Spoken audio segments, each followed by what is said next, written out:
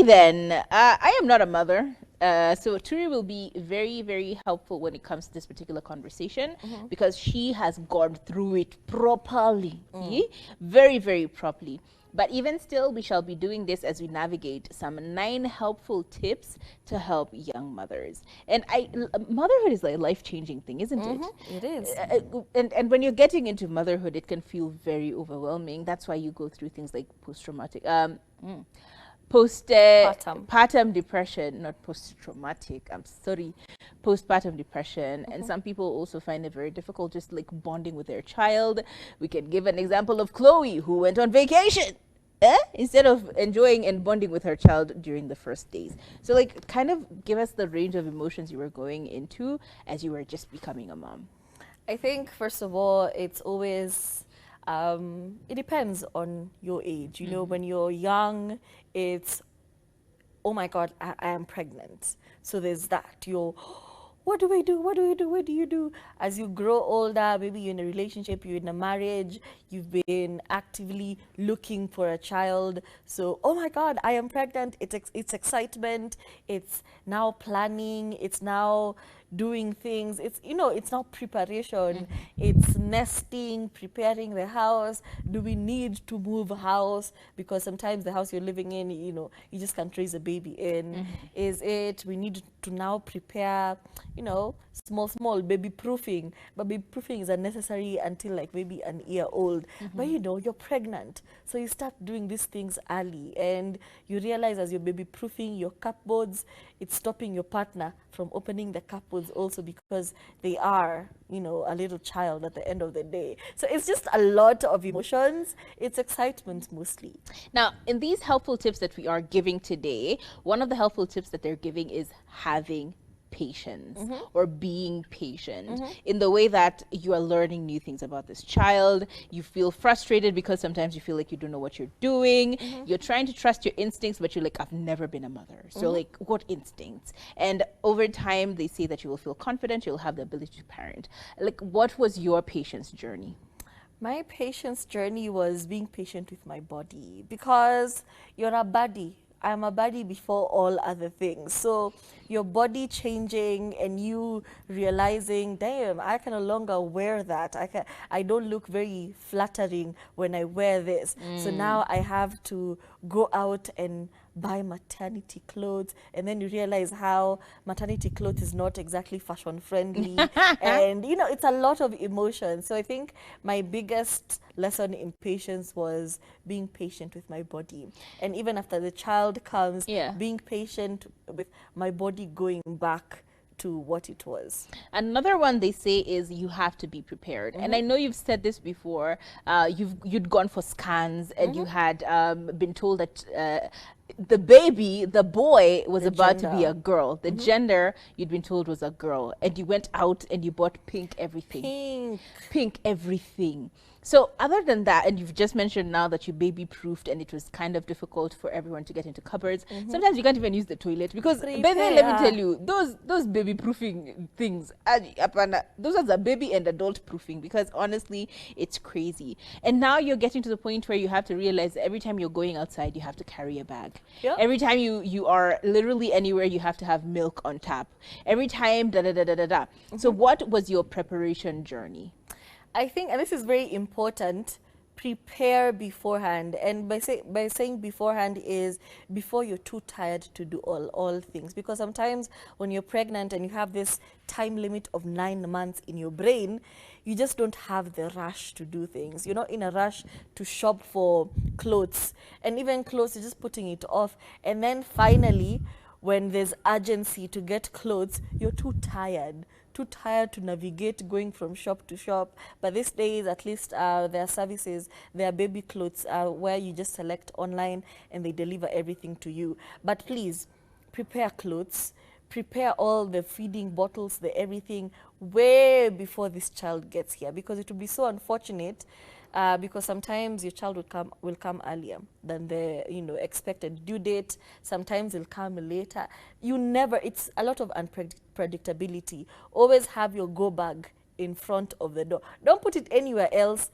in front of the door where you put your car keys is where you put your go bag, because the minute your water breaks or you feel uncomfortable, you should be able to grab it and rush to hospital. So these things, small, you'll read about them, especially if you're taking the course. If you're going for the checkups and your prenatal classes, you have to be told these things. And also do prenatal classes, babes. Like Lamar's classes, and they're available everywhere, including for Linda Mama, right? Another thing about preparation that I found funny was the people stock up on diapers. But then you realize that your baby doesn't use that or doesn't work with a particular brand. Did you go through that? Because honestly, like my niece, we bought her so many of this one particular brand, only for us to find out she was too small. She couldn't work with those, so we had to get now the pants. How was that for you? Was it like an easy navigation, and how quickly Pampers just ran out?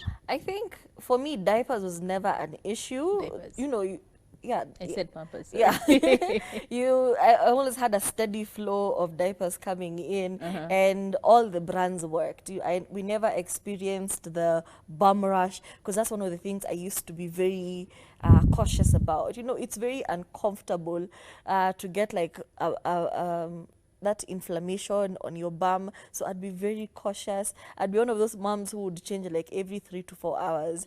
Anytime I feel I don't care about the price of diapers, I would change those things. But also the sizing, sometimes your child would go through a growth spurt. So the size that used to work before is no longer working, and now you're just working very hard to keep it closed, and you're also scared that you're squishing his stomach. So there was that. Yeah, you just have to be very careful, and you're always noticing each size you may change, start to get into the next size. Another thing they tell us among the tips is looking after yourself. And I feel like this is an unsung hero, nipple butter. Because a lot of moms during the first days of breastfeeding and stuff, your nipples start to crack and it becomes really painful to breastfeed. So like, what were the things that you did other than getting nipple butter? Did you experience the cracking of the areola? And did you also realize how you have to wear these diapers yourself after birth and how uncomfortable it is? Or did you find them comfortable? Like, what did you do for looking after yourself as a mom? How did you get sleep? Because this child, was your baby quiet, or was it like the loudest child and you have to be up the whole time? Are you panicking about laying them to bed because you're like, what if I put them down and then their head goes funny and then they suffocate in their sleep? Things like barping your child. Like, what was that looking like for you, and how did you do all this while taking care of yourself? I feel like I had one of those children that trick you to get another child, because you know, he would sleep, he was very quiet until he wasn't. But those like first 1-2 months, I was like, why are people always complaining? Until I realized why. So I think the challenge mostly was getting the initial breast milk. I remember in hospital panicking and thinking, I have given birth to this child and I'm not producing any milk. And it's been hours. I'm just like, what if my baby is hungry? You know, those fears. And they're very valid. And then I got, unfortunately, the worst nurse ever. Oh no. Because she was just like grabbed and just, and it's like, hello, how about hello, hi, how are you? Introduce yourself, say your name, buy me some dinner before you grab me and start milking me like a cow. So those are things I hadn't expected to actually experience. And it was a lot, given he was also a man, and it was very traumatizing. But coming home with a child, I now have a steady flow of milk. My child is sleeping. There's also the burping. You've done all of these classes, so now you get to do them, to burp. Thankfully, my partner was one of those people who just would do anything and everything. So he would wash dishes, clean the house. Me and my work was just sleeping, and then I would wake up to the aroma of food. I very eat, nice. I shower, I go back and lay down. And also the diapers, the diaper pants, those were actually very comfortable, to be honest. But the aftercare was, especially if you have an episiotomy, so you have to, that was not cool. That was not interesting. I did not like that bit. But the very comfortable pants, they were it. And also, self-care involves doing very uncomfortable things, like putting the pill up your bum so that you, yeah, because What do you mean, peel up your bum? you know you have the tear, the episiotomy. So going for long calls is, you're gonna scream for your mama. It's like giving birth again. So now you have to have that, what's it called? I remember you have to like put it up your bum so that everything is now. So luckily I also had a partner who was willing to do these things for me. And you know, in those moments you're like, I really love this person so much, but also hate you because you've seen me Brought me here. in this state and this is because of you. But yeah, that was also very interesting. Oh my So God. self-care involves speaking up about, hey, I'm having a difficult time pooping and I would appreciate it if you went to the doctor and they prescribed something for me. Yeah. Every time people Don't stop eating. Don't stop eating because it's Constipation. difficult. Yes. Take your because you're breastfeeding. Yeah. Take your fluids, your chai, your uji, drink all of them. That's my advice to you. Every time someone talks about motherhood, I learn something new, and I'm just like, no, But it was fun. not the boom boom, Experience. not the boom boom. I think the thing that freaked me out was like the black baby poop, the first poop. Meconium. Yeah. I was like, what is that? What are we It looking actually at? doesn't smell at all. It's just that the consistency can be very alarming, So scared. and that's why you're advised to go for those classes. You know, when you go for the checkup, and the doctor is doing the checkup on the baby, there are also those classes that you attend. You know, introduction to motherhood. Please attend them. Please don't assume that you know everything. And if you have a boy, yeah, it's a breeze. If you have a girl, baby girls experience the periods. Like because after birth. So sometimes you could be changing your kid's diaper and you're like, oh my God, my child is having internal bleeding. So there's that. So before you panic, understand that it's normal. The discharge could be that. Let me tell you, motherhood, anyone who's a mother, shout out to you. How's off to you? Because what is that? Like, what was that? I didn't know any of that. Another thing, I think that is kind of crazy, and I think you've mentioned this over time, is that the first time you're a new mom and you're dealing with this, you got some random visits from random people. People want to see the baby. So how did you deal with having visitors? I feel like this just comes with boundaries. You really have to establish boundaries very early on. And recently in the family group chat, I remember one cousin just had a baby and she put out a text and said, hey, we've just welcomed baby this and this and we are so grateful. However, we will not be accepting visitors for the next few weeks. Oh. Kindly accord us our privacy. And I remember being so proud and be like, girl, Yes. you did that. And I wish I had done that. I wish I had set up that boundary. But because I never said anything, my aunties would travel. They would travel to Nairobi. How do you turn down somebody who has traveled to Nairobi to come see the baby, you know? So yeah, there was that. I wish I had set up those boundaries and just said, please say beforehand before you come. The thing is, you know, you're just a new mother, sometimes you're overwhelmed. You've been wearing underwear in a vest. That's been your staple clothing, and then you have a knock on your door. If I'm wearing underwear and my vest, what do you think my kitchen looks like? You know, I didn't wash last night's dishes, and I don't want you to see me in this place of, it's like I can't handle what I'm doing. So please always announce before you visit a mom, and moms establish those boundaries. Don't feel any shame or don't feel fear or don't feel like, they're going to think I have Maringo. It's better for you. Establish boundaries.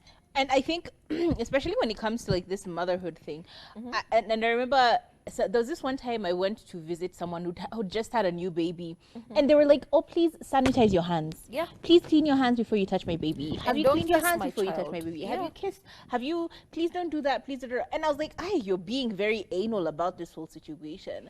Until when you start to think about it as an adult, and you're like, "Wait, what? Actually, this is a new baby. Like, they've never been in this world. They have not been introduced to the germs of this world. So you're over there with your dirty hands. You came from Sijui where. Now you're touching my baby. How do you expect this mom to be calm when you could be leaving this child with sicknesses? So, like, also understand when someone tells you, especially a new mom, when they tell you, please handle my child in this way, do exactly that.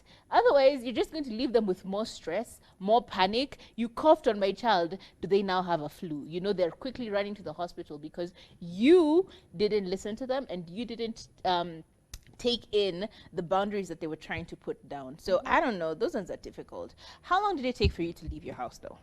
For the first time? Whoa. I think for the first time after birth was the 6-week appointment, the one you have to go back to the hospital for a checkup. That was the first time I left. And after that, it took a hot minute because I don't want to be outside and I don't want to take my fresh out of the womb child outside where human beings are. And also I had a very interesting experience the first time I actually went out.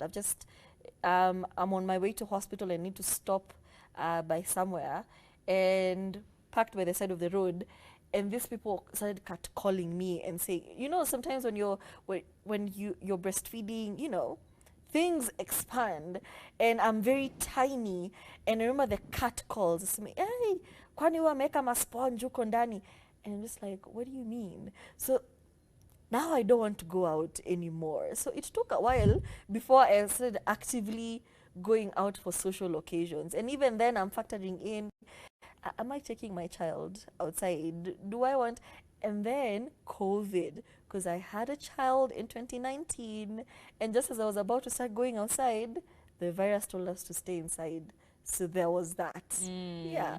That's crazy though, but I feel like a lot of people are advised to be outside, especially that thing of putting your child outside in the sun during like 10 and 4 o'clock, Yeah. so that they be able to get like the vitamin D and stuff like that. Although it's very important to still protect them, like wrap your baby when it's cold.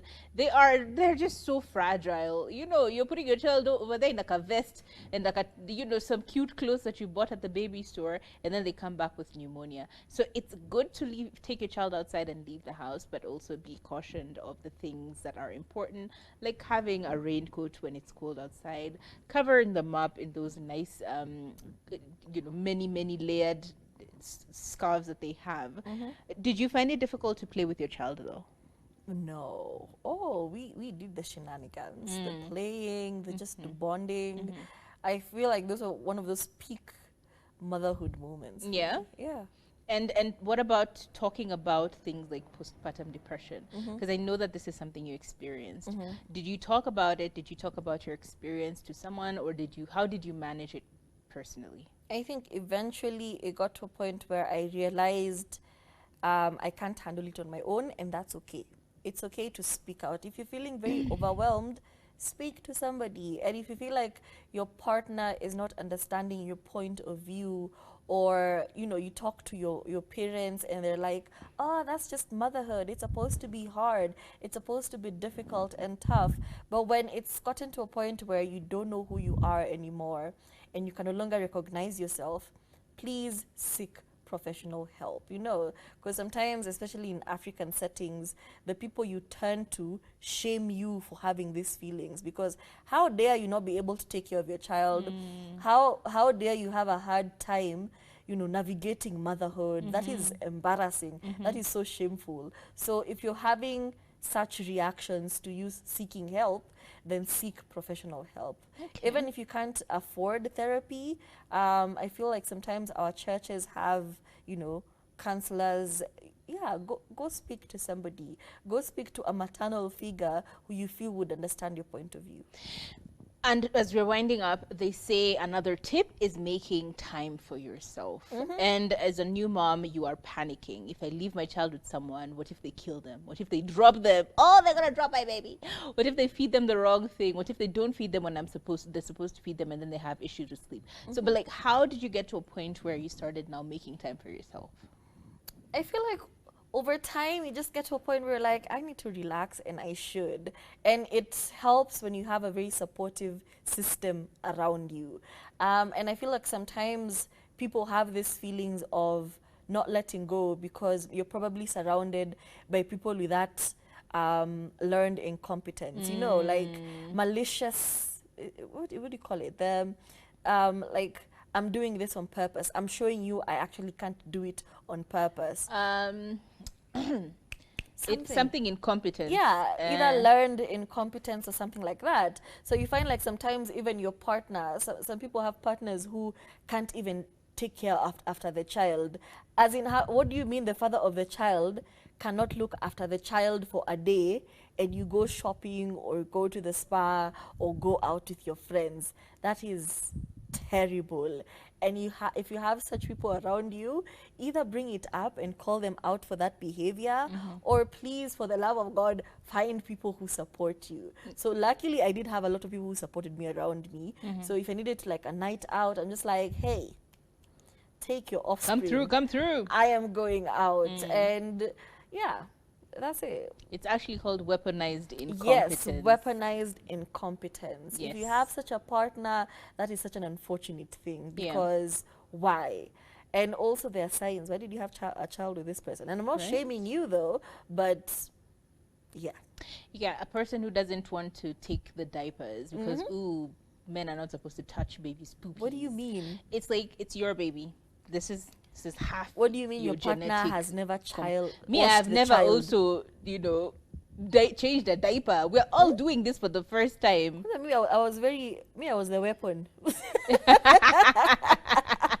Because it's like, I'm just a baby. What do you mean I need to? And I feel like the child was so tiny and so small. I'd be like, hey, it's time to shower. Take your offspring and shower them. So for like, yeah, I think the first like 3 months, Yeah. I never actually washed my son or bathed him because I felt like he was so fragile. Like Yeah. I would hold him and he would sleep. I don't know. I was just Yeah. very paranoid about bathing a child. Yeah. So yeah. Yeah, those are two things I still don't think I can be able to do. Yeah. Cleaning a child and changing a child. Like, I do everything in between. I will feed this child. I waited until he was. I will do all He those looked like things. a child, But like washing your someone child? I can hold. Child? I don't think I Because can. of I still bathing. don't know. I don't know how to do it. And finally, you've now gotten to a point where you're a few months in and you have finally settled into motherhood. How did you get into now planning the future? Because you have a lot of people, like the first months after giving birth, they're like, I will never have another baby. Like, not my coochie, never. But like, you still have to think about the future and what are you planning to do in the future. So are you planning on having more children? There are steps to make sure that you don't have children if you want to. So how did you get into the planning of the future, and where are you at now when it comes to motherhood? I feel like after you have a child, just be in the moment and raise your child and take care of your child. If you have a 9 to 5, maternity leave is about 3 months. Is it 3 months or a month? 3 months. Yeah, so just soak it all in, be in the moment. And when it comes time to finally go back to work, it's going to be a difficult transition, but you have to eventually. So now you prepare yourself for things like, am I carrying a pump to work so I can pump when needed, and maybe bring them home at the end of the day or send someone during the day, such things.